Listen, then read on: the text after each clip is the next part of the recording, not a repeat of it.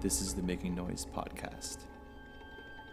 Here's a question. I think I've asked this once on here before, but I think it's interesting. It's an interesting question. Is what sort of advice do you give someone who's a non-musician and is completely green, never experienced music outside of just mainstream? What do you tell them? What advice do you say when it comes to listening to new music, particularly like non-tonal, sound-based, whatever? I say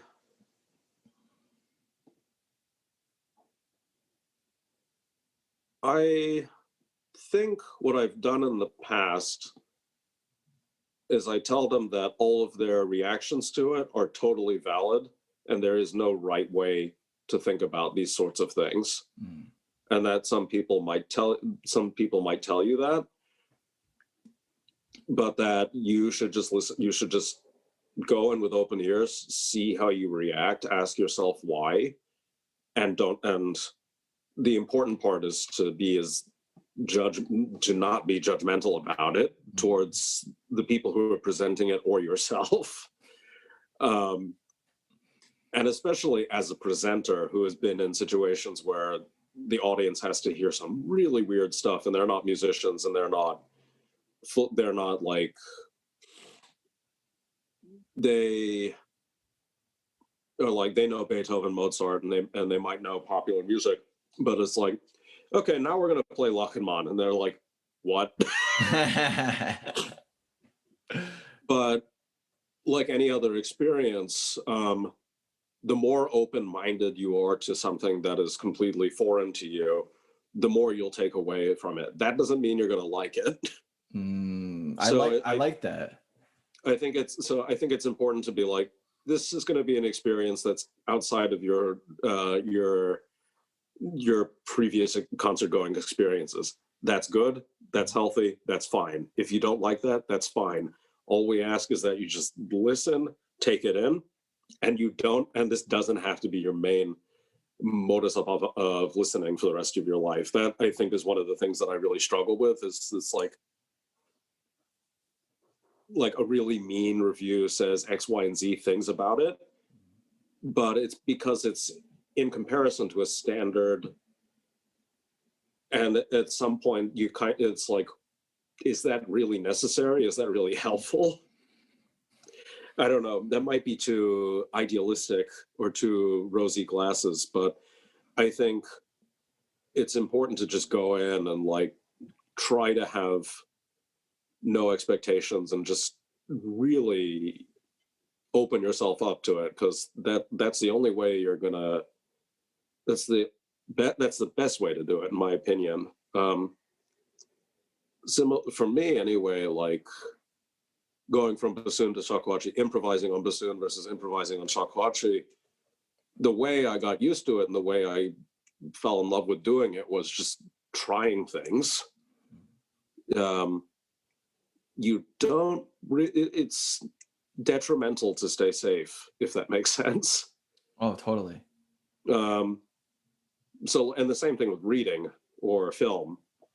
You can tell someone to watch Human Centipede or Antichrist or Solo, and whether or not those films have artistic merit, I don't know. I'm not qualified to answer those questions. I haven't seen 120 Days, and I haven't seen Antichrist or Human Centipede. But there might be a moment in a film like Antichrist, which has actually been a film I really wanted to see for a while. I think that's Lars von Trier.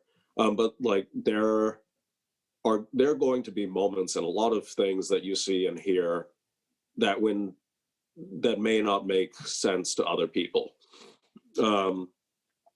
There's this, when was it made? I think it was 1997. There's this sci-fi horror film called Event Horizon, and it's one of my favorite films, and I admit it's not a really good film, but there's something about the art and the way it works. It's so cheap, and it's kind of cheesy, but it's really fun.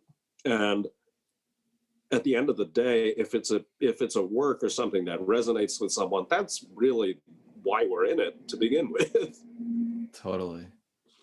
I like that a lot. I like what you said about like you have to be open-minded. Like that's you know step one more or less, you know. And sort of allowing whatever your experiences of the music or of the film or whatever it is to be what it is. This is interesting because I was having this conversation earlier today about film reviews, like film critics and stuff like that. Yeah. And the basis of which people review films, like when you look at RottenTomatoes.com or something. I honestly, I'm not interested in what people have to say about films until I see it, you know? And you know, any like or anything really, honestly. But like I'm a like film for me is like a hobby, you know? Yeah. So it's not like composing or something where like I'm like, so, you know, this is my life. But when I watch a movie or I hear about a movie or someone says like, oh, well, on Rotten Tomatoes, it got like a 30%. I'm like, yeah, I really don't care because like, that's great, man. Like a lot of people apparently think that it's not great, but that, and it's cool that they can say what they want. And I totally do that. I'm still going to watch the movie. Yep, totally. And I think that sort of aligns with what you were saying about the open-minded, like coming to it and being open to what it might be, how you feel about it. Yeah, I think that's important, especially with the medium that we're working within and how we operate within that medium. Yeah.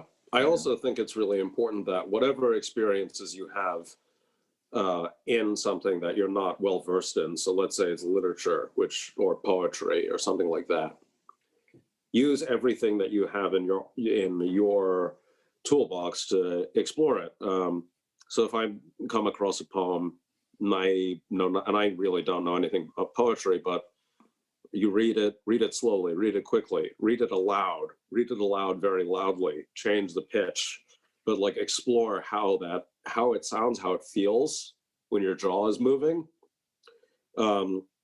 Similarly, if I go to a museum and looking at the art, I can't help myself. I almost always think about it in terms of rhythm, texture, all the things we're told to think about in music.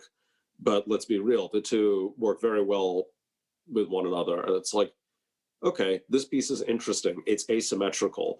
The rhythm of this composition is X, Y, and Z. Mm-hmm. And there's something about this that is working for me, is not working for me. Scale, all these things, they're very, very analogous and work well in terms of like how I process this information or how someone else could process the information. But if you have a frame of reference, use it, even if you think it doesn't feel useful at the time. Because the worst thing that you're going to take away from it is like, that didn't work. I'll try something else.